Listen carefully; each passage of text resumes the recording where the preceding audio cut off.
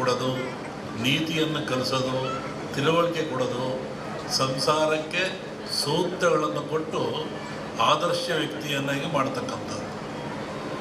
ಇಲ್ಲಿ ಭಗವಂತ ಮನುಷ್ಯರನ್ನು ಹುಟ್ಟಿಸಿದ ಮೇಲೆ ಅವನಿಗೆ ಬೇಕಾಗುವ ಎಲ್ಲ ಸವಲತ್ತುಗಳನ್ನು ಕೊಡಬೇಕು. ಅವನು ಯಾವ ಸವಲತ್ತು ಕೊಟ್ಟ? ವಿಶೇಷವಾಗಿ ಆಯುಷ್ಯು, ಆರೋಗ್ಯ. Wealth is lot, something is lot. Money is lot, something is lot. Health is lot, everything is lot.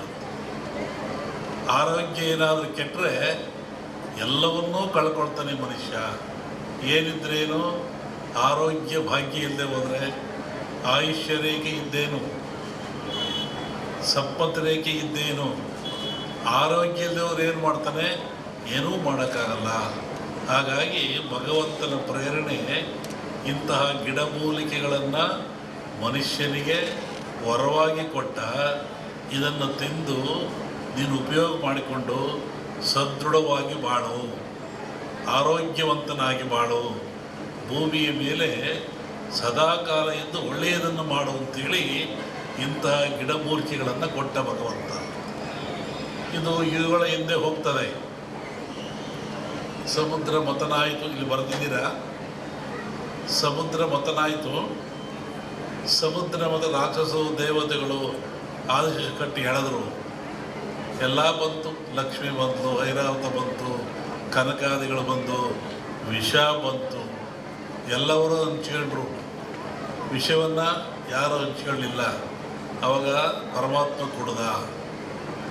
ಆವಾಗ ಅವನಿಗೆ ಯೋಚನೆ ಆಯಿತು, ಸಕಲ ಸಂಪತ್ತೆಲ್ಲ ಕೊಟ್ಟುಬಿಟ್ಟೆ ನಾನು, ಸಮುದ್ರದಲ್ಲಿ ವಿಷವೂ ಬಂದುಬಿಡ್ತು, ಇದನ್ನು ನಾನು ಕುಡಿದೆ, ಇದರಿಂದ ಪಾರಾಗೋದು ಹೇಗೆ? ಬಹುಶಃ ಈ ವಿಷ ಈ ಜನರ ಮೇಲೆ ಹೋದರೆ ಏನಾಗ್ತಿತ್ತು? ಕಾರ್ಕೋಟ ವಿಷ. ಅದಕ್ಕೆ ಯೋಚನೆ ಮಾಡಿ ಈ ಧನ್ವಂತರಿಯನ್ನೂ ಕೊಟ್ಟ. ಈ ಧನ್ವಂತರಿ ಎಲ್ಲಿಂದ ಬಂತು ಅಂದರೆ ಸಮುದ್ರದಿಂದ, ನೀರಿನಿಂದ, ಸಾಗರದಿಂದ ಬಂತು. ಇದು ಆ ಒಂದು ದೇವತೆಯ ರೂಪದಲ್ಲಿ ಬಂತು. ನಮ್ಮಲ್ಲಿ ಕೇಳಲಿಕ್ಕೆ ಬುರುಳಿ, ಕಾಮತ್ತು ಎಲ್ಲ ಬಂದಿದ್ದರು ಈ ವಿಚಾರವಾಗಿ.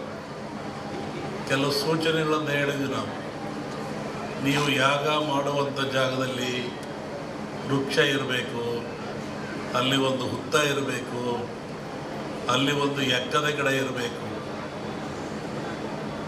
ಮತ್ತು ಸಮುದ್ರ ಪೂಜೆಯನ್ನು ಮಾಡಬೇಕು.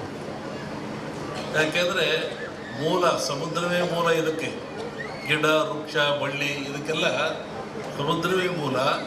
ಅಲ್ಲಿಂದ ತರಬೇಕು. ಹಾಗೆ ಹೀಗಾಗಿ ಈ ಒಂದು ಯಾಗ ಭಾಳ ಚೆನ್ನಾಗಿ ನಡೀತಾ ಇದೆ ಭೂಮಿ ಮೇಲೆ.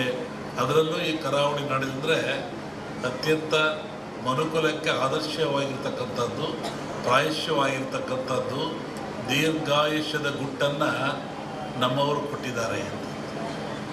ಪ್ರಕೃತಿಯ ಗುಟ್ಟನ್ನು ಭೇದಿಸ್ತಕ್ಕಂಥ ಅಟ್ಟೆ ಇನ್ನೇನು ಇಲ್ಲ. ಪ್ರಕೃತಿ ಎಲ್ಲ ಕೊಟ್ಟುಬಿಟ್ಟಿದೆ.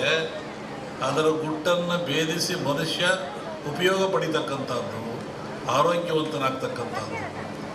ಹೋಮಗಳಂದರೆ ಏನು? ಹೋಮವನ್ನು ಯಾತಕ್ಕೋಸ್ಕರ ಮಾಡ್ತಾರೆ? ಅದರ ಉದ್ದೇಶ ಏನು?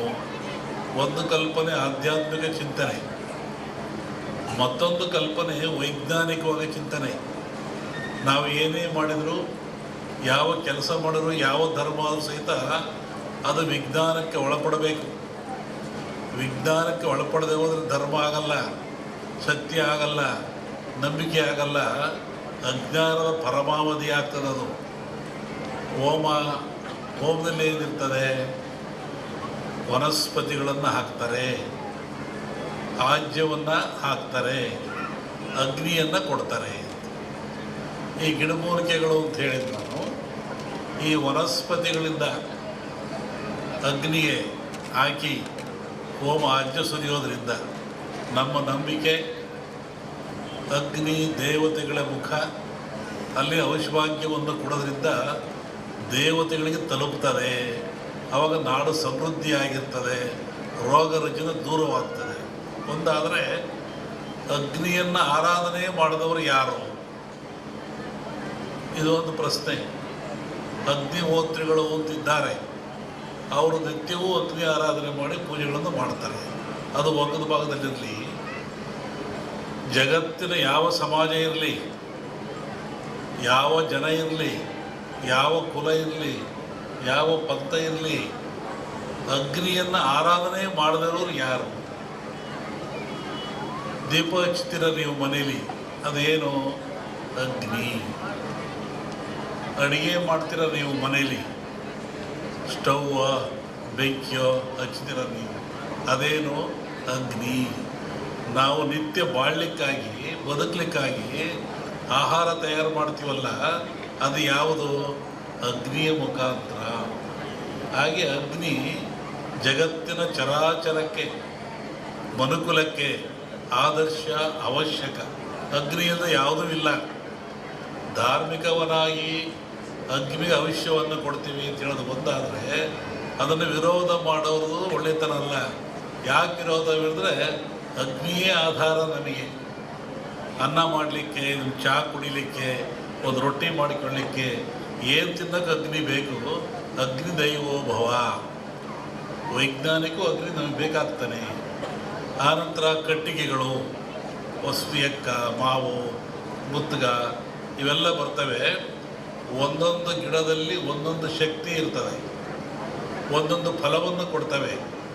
ಕಾಡಿನಲ್ಲಿ ಋಷಿಗಳು ಆಶ್ರಮದಲ್ಲಿ ಯಜ್ಞವನ್ನು ಮಾಡ್ತಾಯಿದ್ರು, ಹೋಮವನ್ನು ಮಾಡ್ತಾಯಿದ್ರು. ಅಂದರೆ ಆ ಧೂಮದಿಂದ, ಆ ಹೊಗೆಯಿಂದ ಪರಿಸರ ಶುದ್ಧವಾಗ್ತಾ ಇತ್ತು. ಮತ್ತೊಂದು ಒಳ್ಳೆಯ ಮಳೆ ಬೆಳೆಗಳು ಬರ್ತಾಯಿತ್ತು. ಕ್ರೂರವಾದ ಪ್ರಾಣಿಗಳು, ಕಾಡಿನಾಗ ಯಾರು ಇರ್ತಾರೆ? ಕ್ರೂರವಾದ ಪ್ರಾಣಿಗಳಿರ್ತವೆ. ಆ ಪ್ರಾಣಿಗಳು ಸಹಿತ ಮನುಷ್ಯನನ್ನು ಹಿಂಸೆ ಮಾಡಲ್ಲ.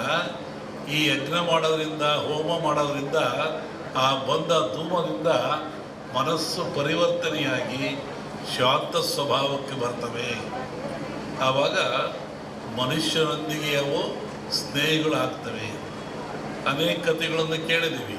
ಸ್ವಾಮಿಗಳಿದ್ದರು, ಅಲ್ಲಿ ಹುಲಿ ಬರ್ತಾಯಿತ್ತು, ಸಿಂಹ ಬರ್ತಾಯಿತ್ತು, ಹುಲಿ ಮೇಲೆ ಸ್ವಾಮಿಗಳು ಹೋಗ್ತಾಯಿದ್ರು.